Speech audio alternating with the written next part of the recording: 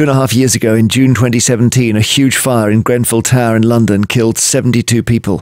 Today, the second phase of the public inquiry into the disaster begins with the news that hundreds of people could be evicted from homes elsewhere because their buildings are still covered in dangerous cladding. The first phase of the Grenfell Tower inquiry found the plastic ACM panels, which cover the building, were the primary cause of the rapid spread of the flames following a kitchen fire on the 4th floor. The government ordered all ACM panels to be removed from buildings, but that hasn't happened yet. This morning, West Yorkshire Fire and Rescue Service wrote to people living in 13 tower blocks in Leeds, Bradford and Huddersfield. Residents there have been warned that they might have to evacuate their homes unless the combustible cladding is removed. So you've got thousands of residents stuck living in unsafe towers. 450 high-rise buildings in England have been found to have unsafe cladding, which is similar to that found on Grenfell. Many have even been forced to pay for round-the-clock security guards to sound the alarm in the event of a blaze. Abigail Tubis bought her flat in a high-rise in Leeds. She now has to pay thousands for a so-called waking watch to keep her safe. The amount of sleep that we all lost at the beginning wasn't even something I could even kind of get across. It was unbelievably stressful. I used to wake up and think, is this a bad dream that we're having? Is this for real?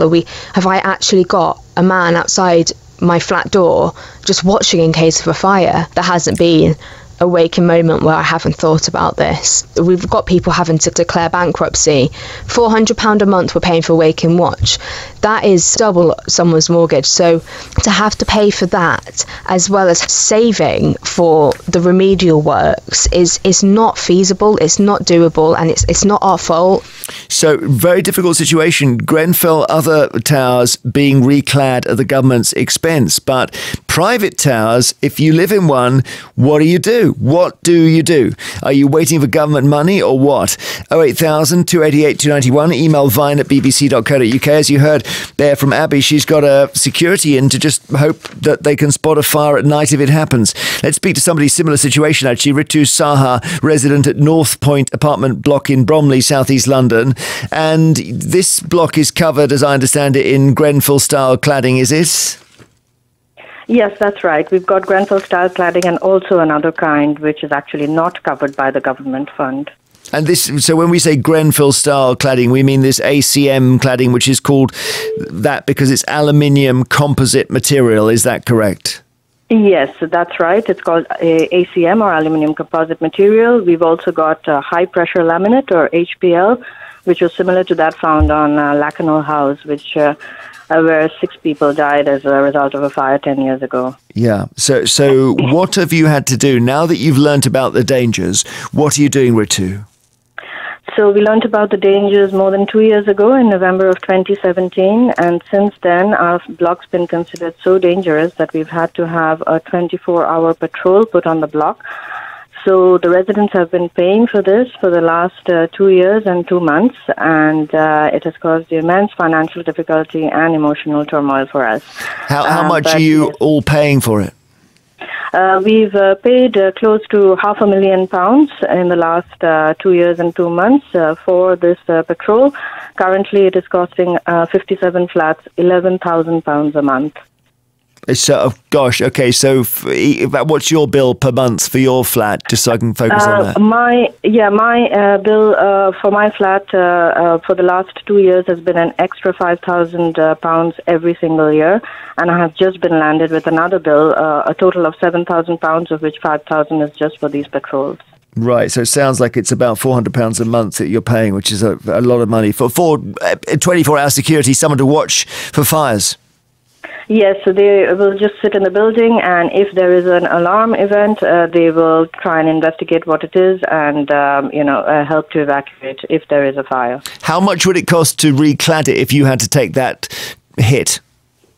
So approximate bills we've been told is going to be £4 million, and it's going to be about £75,000 per flat. So that's the £75,000 that I have to come up with instantaneously if we wanted to get the building fixed. And all of us need to do it. But there'll be people in that building, lots of them, who can't pay that money, I'm presuming.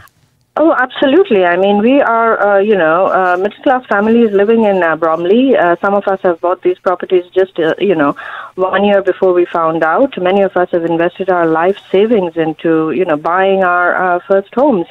And some of us were told, 6 months to a year after we bought the properties that they were completely unsafe to live in and that they were worth zero and that we would have to find money even higher than, the deposit that most of us have paid in order to fix these safety defects. There is no way that we are going to be able to come up with this kind of money, and we shouldn't have to because it wasn't our fault. And I guess that the properties, I'm sorry to rub in the bad news here, but the properties will be pretty close to unsaleable in this situation, will they? Well, they are completely unsaleable. They are being valued at zero, and not a single flat has been sold in our block ever since we found out about the presence of cladding more than 2 years ago. And people are unable to move, they are unable to remortgage,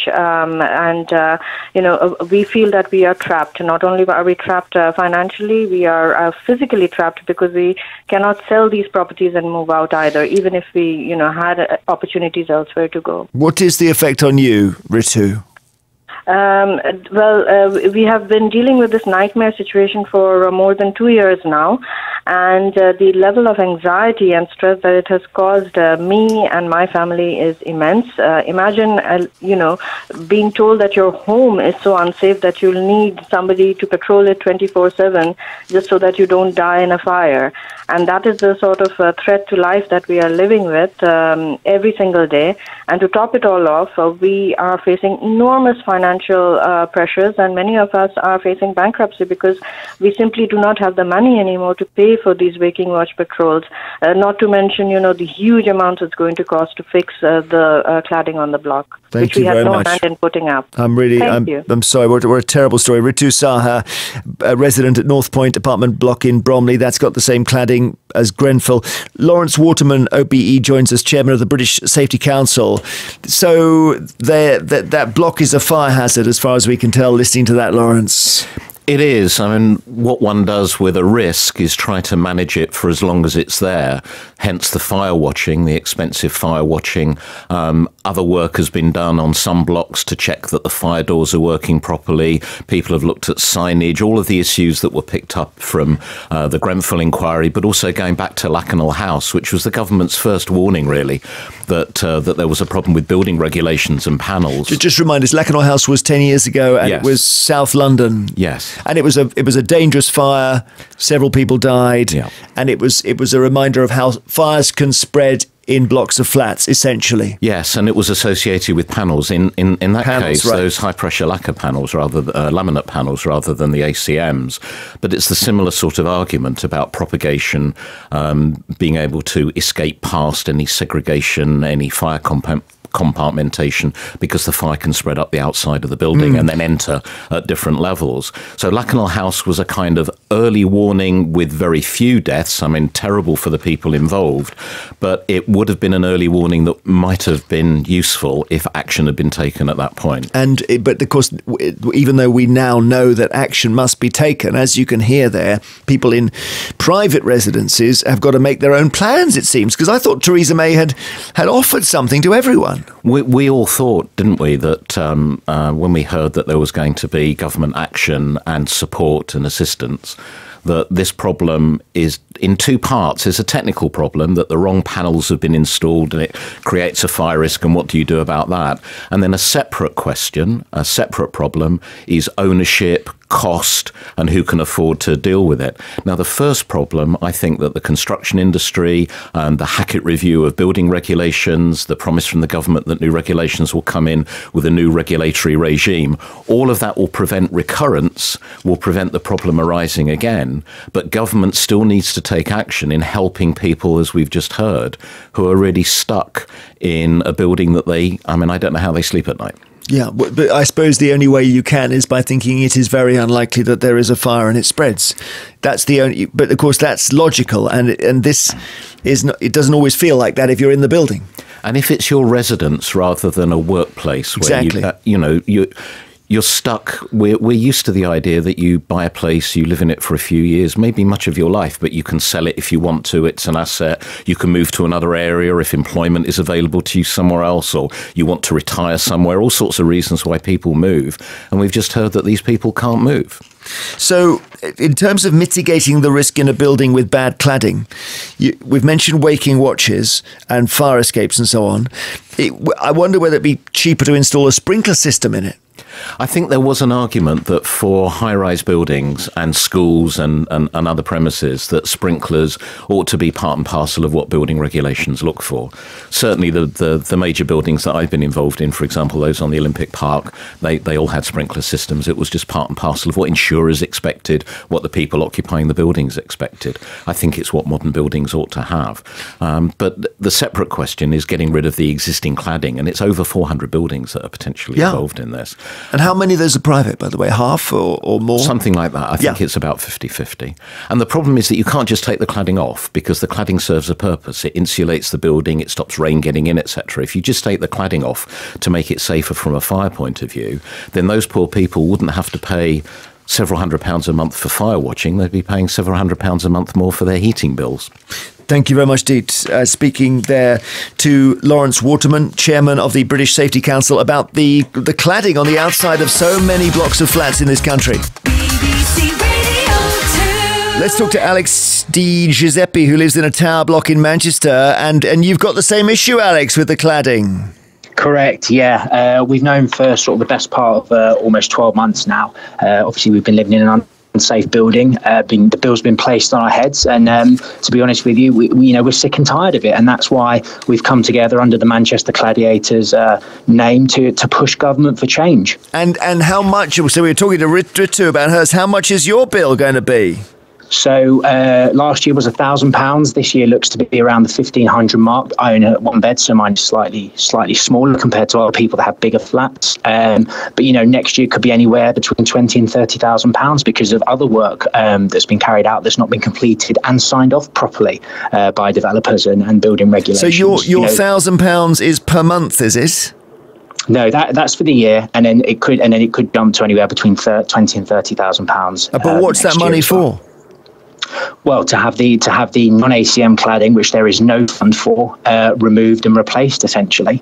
It's deemed a fire hazard, but the government has still yet to come up with a plan as to how they're going to fix this. And this is why we continue to lobby Robert Jenrick and Boris Johnson. And are you going to have to, in the meantime, hire this so-called waking watch so people can walk around in the night making sure there's no fire?